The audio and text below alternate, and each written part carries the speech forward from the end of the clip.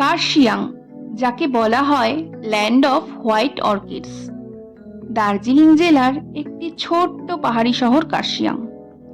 দার্জিলিং থেকে মাত্র 30 কিলোমিটার দূরে। কার্শিয়াং এর উচ্চতা প্রায় 4800 ফিট। কার্শিয়াং ঘোরার জন্য 2 রাত 3 দিনই যথেষ্ট।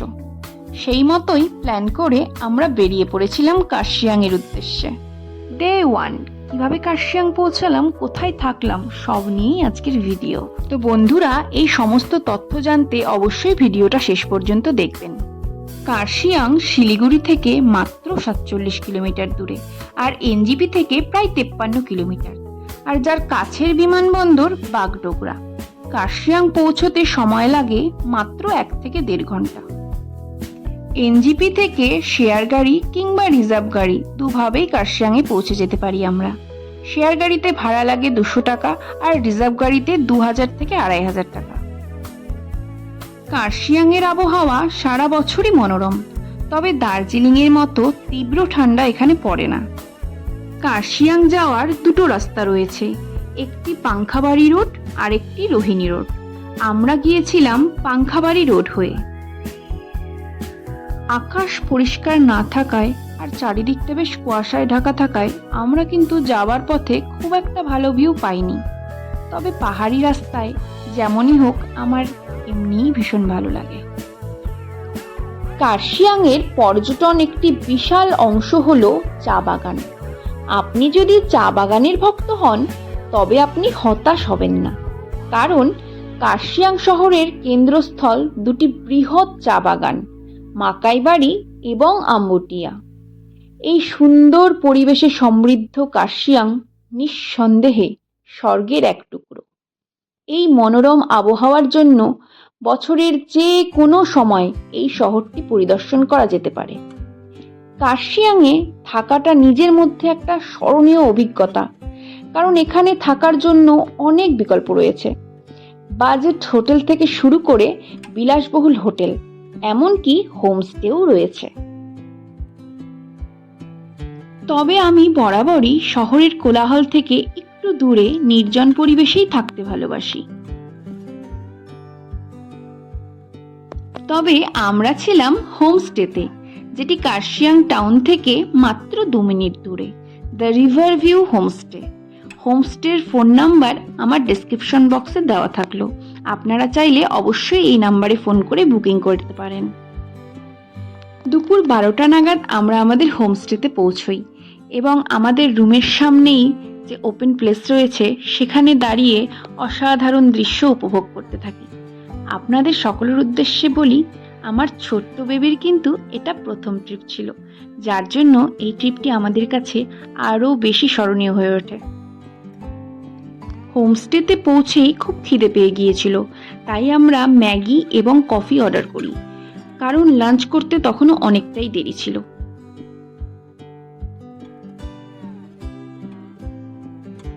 পাহাড়ে আসলে ম্যাগি, কফি, মোমো এগুলো ছাড়া কিন্তু একদম চলে না।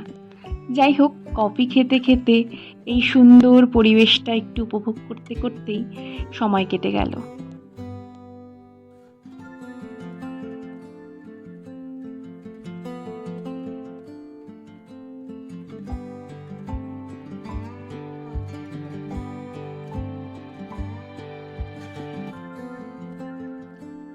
আমাদের রুমটি ছিল হোমস্টের সেকেন্ড ফ্লোরে। সেকেন্ড ফ্লোরে 2টো রুম ছিল, আর সামনে ছিল এরকম বড় একটা ওপেন প্লেস। আমরা চাইলে রুমেও খেতে পারি, তবে আমরা কিন্তু এখানেই বসে খেতে বেশি পছন্দ করেছিলাম। আমাদের রুমটি ছিল বেশ পরিষ্কার পরিচ্ছন্ন। আমাদের রুমে একটি ডাবল বেড এবং একটি সিঙ্গেল বেড ছিল, একটি ওয়াশরুম এবং ওদিকে একটি বারান্দাও ছিল। তবে কখনো ভাবিনি পাহাড়ে এসে মেলার দেখা পাব। আমাদের হোমস্টেতে পার ডে পার হেড থাকা খাওয়া নিয়েছিল 1400 টাকা করে।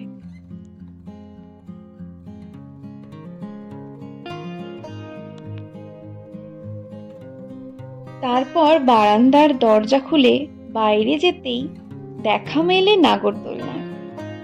তখনই বুঝতে পারি আমাদের হোমস্টের একদম সামনে মেলা এসেছে।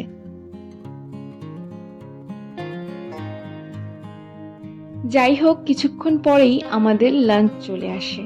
আমরা যখন গাড়িতে ছিলাম তখনই আমাদের ফোন করেছিল হোমস্টে থেকে যে আমরা লাঞ্চে কি নেব, চিকেন না ফিশ থালি। তো আমরা চিকেন থালি ফিশ থালি দুটোই অর্ডার করি। আর আমাদের দিয়েছিল স্যালাড, রাইস, ডাল, আলু ফুলকপির সবজি, ফিশ থালিতে কাতলা মাছের কালিয়া, আর চিকেন থালিতে চিকেন, আর সাথে ছিল মিষ্টি দই। খাবারগুলো সত্যি একদম ঘরোয়া এবং খুব ভালো হয়েছিল। প্রত্যেকটা খাবার খুব টেস্টি ছিল। তারপর লাঞ্চ করে আমরা কিছুটা সময় রেস্ট নেওয়ার পর সন্ধ্যাবেলা কিন্তু ঠিক মেলার উদ্দেশ্যে বেরিয়ে পড়েছিলাম। সন্ধ্যা হতেই হেঁটে হেঁটে বেরিয়ে পড়লাম। হোমস্টের একদম সামনেই তো মেলা। যাই হোক, পাহাড়ে এসে কখনো মেলার দেখা পাবো, মেলায় ঘুরবো, সত্যিই ভাবিনি। এটা কিন্তু একটা আলাদা অনুভূতি।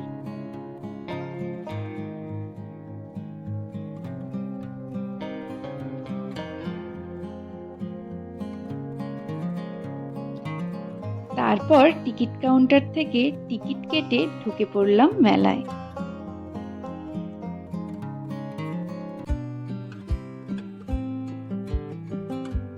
পাহাড়ের মেলায় কিন্তু বিশেষ কিছু আলাদা নয়।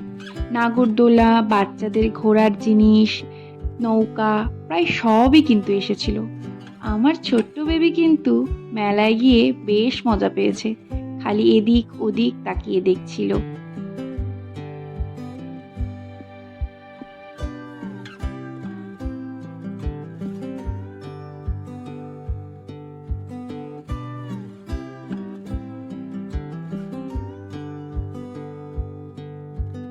মেলায় কম বেশি সব রকমেরই দোকান ছিল, তবে একটি মুম্বাই স্টাইল তন্দুর চায়ের দোকান ছিল।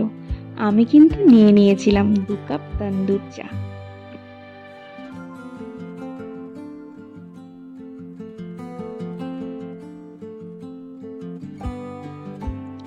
তারপর আরো কিছুটা সময় মেলায় কাটিয়ে আমরা কিন্তু চলে এসেছিলাম আমাদের হোমস্টেতে।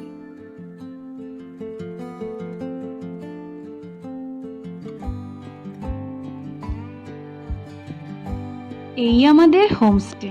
রাত্রিবেলা বাইরে থেকে হোমস্টেটা সত্যি কি অপূর্ব সুন্দর না লাগছে। হোমস্টেতে ফিরে রাতের এই ওপেন প্লেসটি যেন আরো বেশি সুন্দর হয়ে উঠেছিল।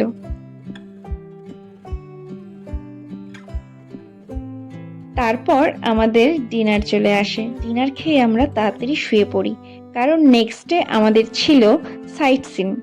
ডে 2তে আমাদের কি কি সাইট সিন ছিল, কিভাবে ঘুরলাম, তার জন্য অবশ্যই ডে 2 এর কার্শিয়াং ভিডিওতে চোখ রাখতে হবে।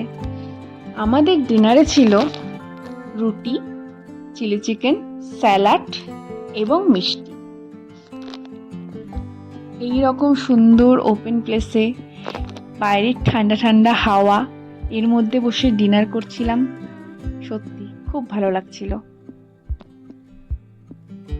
ভিডিওটি ভালো লাগলে অবশ্যই একটি লাইক, কমেন্ট, শেয়ার করবেন বন্ধুরা। ধন্যবাদ।